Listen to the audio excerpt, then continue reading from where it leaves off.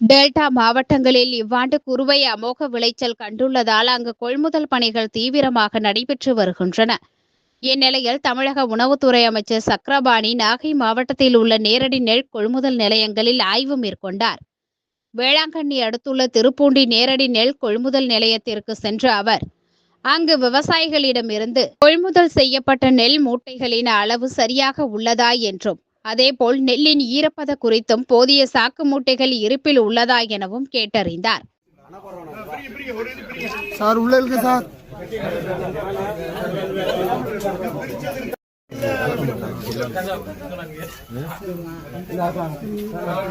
ஆமா அம்சம்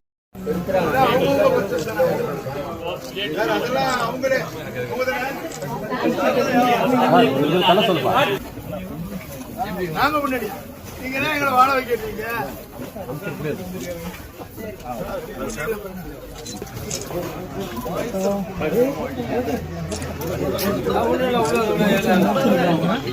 போதும் கையை அழிக்க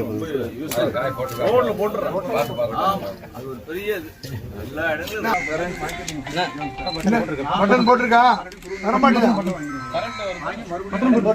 ராஜேந்திரா கரண்ட் சப்ளை கொடுத்தீங்களா? வர மாட்டேங்குது. தனியாவே ஓடிக்குது களம். நாங்க என்ன செய்யணும்? நீங்க தான் பார்த்தா விவசாயி 90 நாள் கஷ்டப்பட்டு 21 நீங்க பார்த்ததெல்லாம் நீங்க அருமையா பண்ணிட்டீங்க.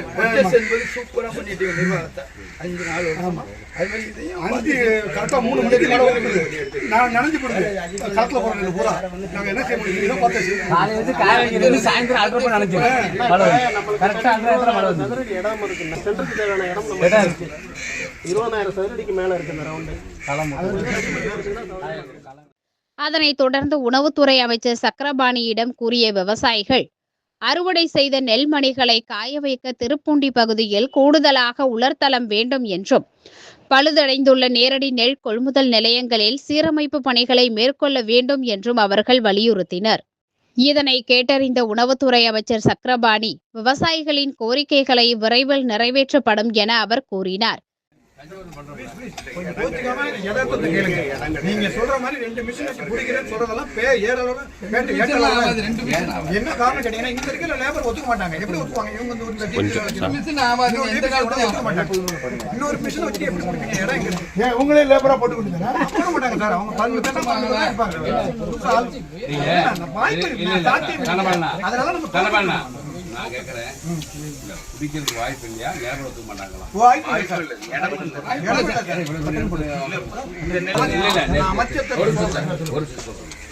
திருவையார் போனா அங்க 3 மிஷின் போட்டு வாங்குறாங்க. அதே மாதிரி புதூர்ல 2 மிஷின் போட்டு வாங்குறாங்க. ஒரே அவையெல்லாம் நார்த் இந்தியன்ஸ் கூட கொண்டாந்து வச்சு இல்லாம ஆள் போட்டி எவ்வளவு உற்பத்தியாளர் குடோன் அந்த குடோனை வந்து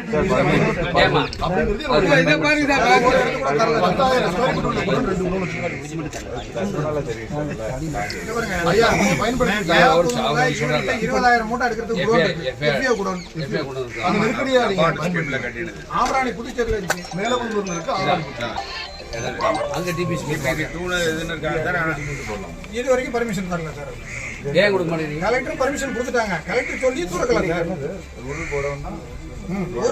பிரைவேட் கோடவுன் சார். எஃப்ஏ கோடவுன் சார்.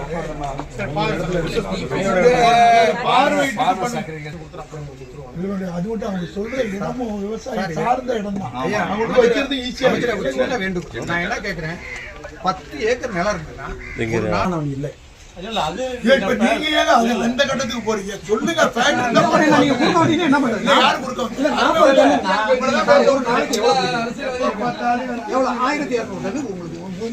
ஒரு இடத்துல டிபி கொடுத்தா பண்ண முடியும். ஒரு விவசாயி 4 விவசாயி சேர்ந்து ஒரு இடத்துல கேட்டா கொடுக்கணும். 29 சொல்றது கம்பெனி டிபிஸ் ஆல்ரெடி சம்பால வச்சது சார். அங்க ஆல்ரெடி லோட் மேனேஜ் அவங்க ஏர்போர்ட் ஷெட் அவங்க கன்ஸ்ட்ரக்ட் பண்ணி போடுறது சார். சார் கேட்கறது ரெண்டுமே வந்து அவங்க ஓன் அது சார். அது எல்லாரும் அது அமைச்சர் வந்து அதை பண்ணலான்னு சொல்லிட்டாங்க. நீங்க கலெக்டர் கொடுத்தாங்க இவங்க மேல நீங்க ஒரு டிமாண்டா வச்சிருக்கீங்க. அப்படி ஒண்ணு இருங்க, அப்படி ஒண்ணு இல்ல. ஆனா இப்ப நீங்க கேட்டதுக்காக செய்ய சொல்லுவாங்க. அதுதான் நீங்க சரிவர கொடுக்குறது. ஐயா ஒரு பெரிய விவசாயி அவங்கள்ட்ட 5 பேர் நிலம் இருக்கு. அவங்க ஒரு நாள் டிஎம்எஸ்சி ஆக்குபை பண்ணிட்டா எப்படியா மக்களுக்கு போட முடியுமா? வாய்ப்பே கிடையாது. 20 ஏக்கர் இருக்க ஒரு விவசாயி நிலம் ஆய்வு செஞ்சு யாருமே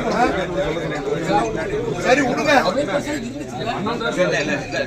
எல்லாம் கரெக்டா போது அவரு அதே மாதிரி அவர் கௌதம் வரப்ப சொன்னார் ரோட்டுக்கு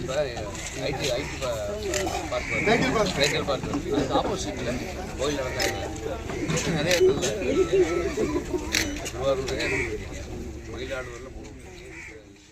ஆய்வின் போது ஆட்சியர் ஆகாஷ், தமிழ்நாடு மீன் வளர்ச்சி கழக தலைவர் கௌதமன், நாகை நாடாளுமன்ற உறுப்பினர் செல்வராசு, கீழ்வேலூர் சட்டமன்ற உறுப்பினர் நாகை மாலி உள்ளிட்ட அரசு துறை அலுவலர்கள் உடன் இருந்தனர்.